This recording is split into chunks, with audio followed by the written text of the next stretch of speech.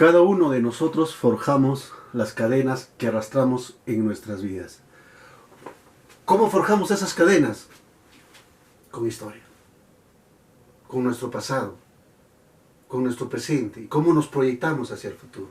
Muy buen día, soy el profesor Nilo, con todos los estudiantes del Colegio Andino, en especial con los del 10º grado, a quienes estimo bastante. Desde ya, un saludazo para ustedes. Con el curso de Historia del Perú, o Historia, en este caso en Ciencias Sociales, vamos a llevar en esta semana, la segunda unidad, referido a la historia del Perú.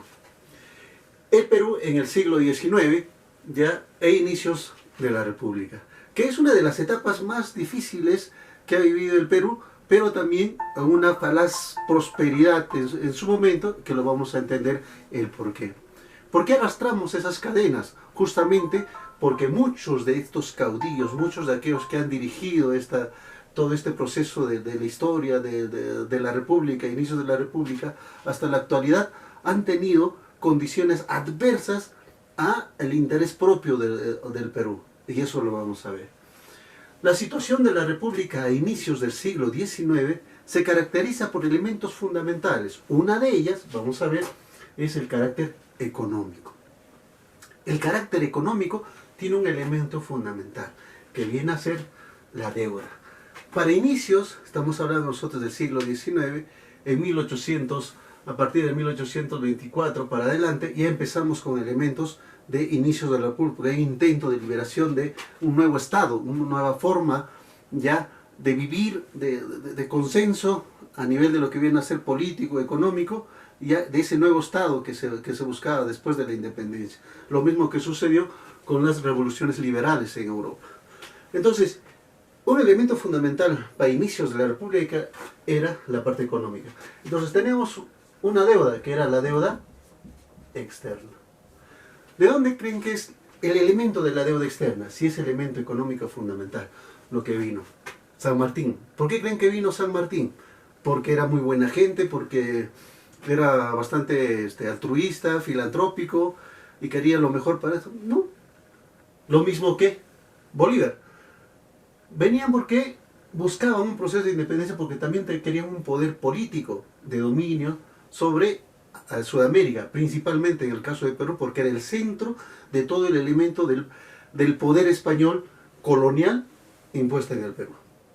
Entonces el elemento fundamental para derrocar a los españoles era Perú, tanto para Bolívar como para el caso de San Martín. ¿Quién subvencionaba a San Martín? A Bolívar. Entonces, esta deuda externa se empezó a llevar justamente por ese elemento. Una deuda externa hacia lo que viene a ser Inglaterra. ¿Ya? Tenemos el caso de Inglaterra. Esta deuda externa, después se llamaron, también más adelante, los empréstitos. Ya a los elementos de Francia e Inglaterra, el Reino Unido. Francia. ¿Qué ocurrió?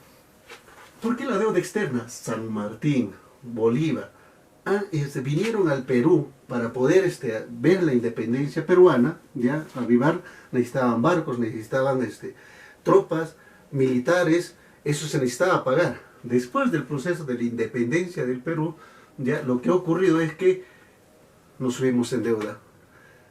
¿Quién le declara la guerra a Perú? Bolívar, que se retira en 1826. Bolívar se retira en 1826. Le declara la guerra porque finalmente Bolívar vino, hizo la independencia, ya, en el caso de la batalla, en 1824, la batalla de Ayacucho, donde se declara ya la capitulación de Ayacucho, ya, y después de eso se conlleva fundamentalmente al hecho de recuperar todo ese gasto que había tenido Bolívar. Entonces, ¿qué cosa se nos sube? La deuda externa. ¿Con quiénes? Con ellos, que eran los representantes en cierta medida militares, pero que representaban al interés de Inglaterra porque querían comercializar con el Perú, y quien le impedía era la corona española. ¿Por qué? Porque monopolizaban comercialmente con España. ¿Qué ocurrió? Después de este proceso, ya, que era externo, los empréstitos en Francia, ¿qué ocurrió con otra deuda? Encontramos la deuda interna. ¿Con quiénes? Con empresarios peruanos, principalmente con la aristocracia peruana. Muchos de ellos eran de origen español, ¿ya? Y otros eran españoles. Algunos de ellos terminaron siendo inclusive hasta chilenos.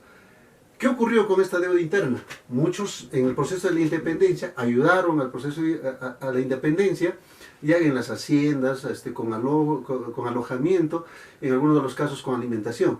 Pero no todos, muchos de los hacendados terminaron diciéndole al Perú que me debes por el proceso de la independencia, sin que exista algún tipo de documento que verifique necesariamente ese apoyo. Pero así se hizo, empezamos a endeudarnos. Entonces, la deuda empezó a subir. Deuda interna con el Perú significa. La deuda externa a nivel de Inglaterra, los empréstitos con el Reino Unido y Francia. Eso es lo que ocurrió. Los empréstitos es lo que ocurrió ya para poder mejorar, digamos, después del proceso de la independencia, la economía de caída. Y esto conllevó a que los que se hacían el préstamo en el gobierno, después terminaban no haciéndose el préstamo como gobierno, sino como Estado. Así que implicaba que cuando se hacían un empréstito, después tenían que pagarlo en 2, 3, 4 o 5 gobiernos posteriores, y muchos de los cuales a veces eran ya impagables, que hasta ahora todavía seguimos teniendo esa deuda externa. ¿Qué más sucedió? Hablando de este proceso de la deuda, tenemos un comercio. Este comercio estaba limitado. Estaba limitado por las guerras que había pasado. Entonces no había ese proceso. El único proceso de ingreso del comercio el ingreso era oro y lana. La tan preciada lana, ¿ya? De vicuña y de alpaca, que era fundamental para Europa, por toda la industria textil que tenía Europa y que estaba en un proceso de revolución industrial. Entonces estamos hablando de revoluciones industriales. Europa ya empezaba después de 1860 todo lo que significa la revolución industrial, y eso implicaba la masificación de productos, la cantidad de productos que producía el Reino Unido. Entonces eso conlleva. ¿Qué otro ingreso teníamos para ese momento? Eran los tributos, principalmente indígenas. ¿Cuánto de tributo llevaban? 40% del total de lo que había de ingresos, ¿cierto?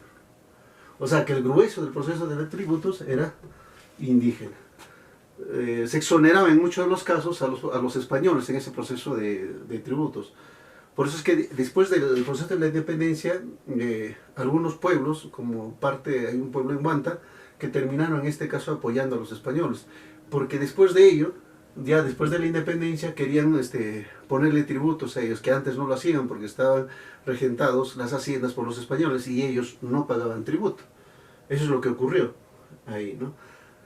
Entonces, ese era el proceso de lo que se vivía en la parte económica. Teníamos un déficit económico diferente a lo que viene a ser la deuda. Teníamos deuda interna, había un ingreso mínimo, principalmente por el tributo indígena, solamente por el comercio oro y plata y lana, y el elemento lo que significa ya una limitada comercialización que se habían cerrado ya por el proceso de guerras que se estaba teniendo en ese momento.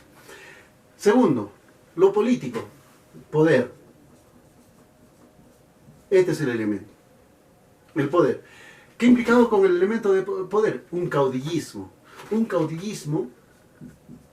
ya militar y un caudillismo aristocrático.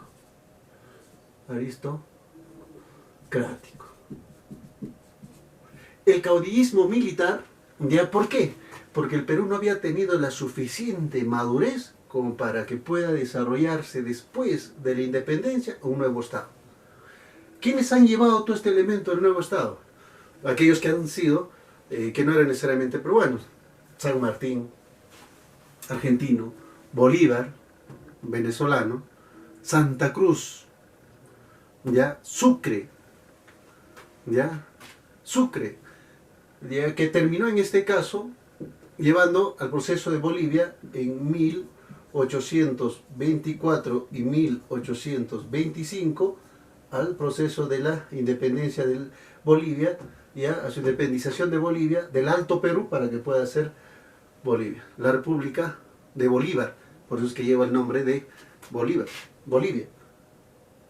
¿Quién lo hizo? Sucre. ¿Quién más? Santa Cruz. Y Santa Cruz en la guerra de la independencia representaba o estaba parte dentro del ejército de los españoles. Era comandante del ejército español. Y después que ganamos en la guerra, en el proceso de la guerra, lo que hace Santa Cruz ingresa al ejército peruano, pero como comandante también. Vale decir, o sea, el enemigo ingresa, ya el enemigo con el que estás peleando termina ingresando a tu propio ejército, pero como comandante. ¿Quiénes hacen el proceso de la capitulación de Ayacucho? Sucre, ¿ya? Y en este caso los españoles. Por eso es que la batalla de Ayacucho ha sido glorioso, pero el tratado ha sido pésimo. Y gracias a este tratado es lo que nosotros tenemos la primera deuda tonta con el exterior, porque terminamos debiéndole a España por lo bueno, supuesto entre comillas, que había hecho España. Por eso se da de 1860 a 1866 la guerra con España. España le dice: Perú, tú me debes, págame lo que me debes. Y el Perú, como está en proceso de crisis, ya no cumple esa condición, o quiere cumplir esa condición a plazos, lo que le declara la guerra es España al Perú. La primera deuda tonta, porque después de lo que viene a ser la batalla de haber ganado, terminamos diciéndole que no, tenemos que pagarle a España por haber venido y haber colonizado o haber invadido al Perú. Cosas que pasan con el caso del Perú.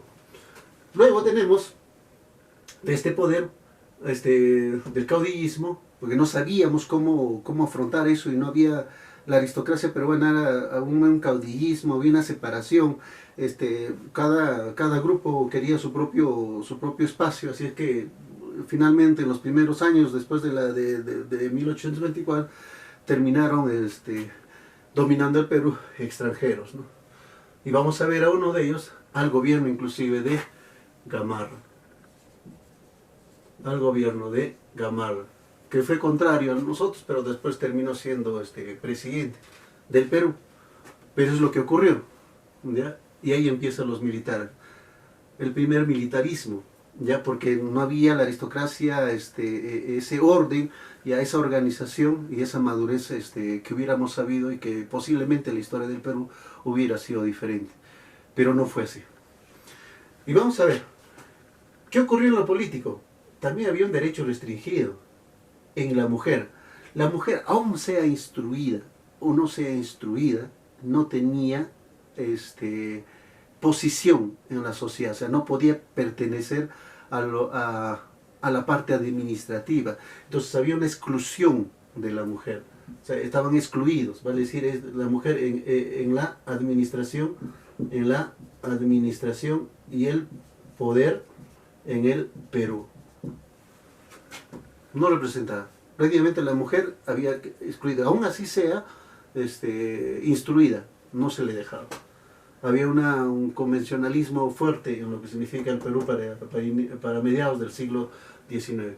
La postulación a cualquier cargo público eran solamente los alfabetos.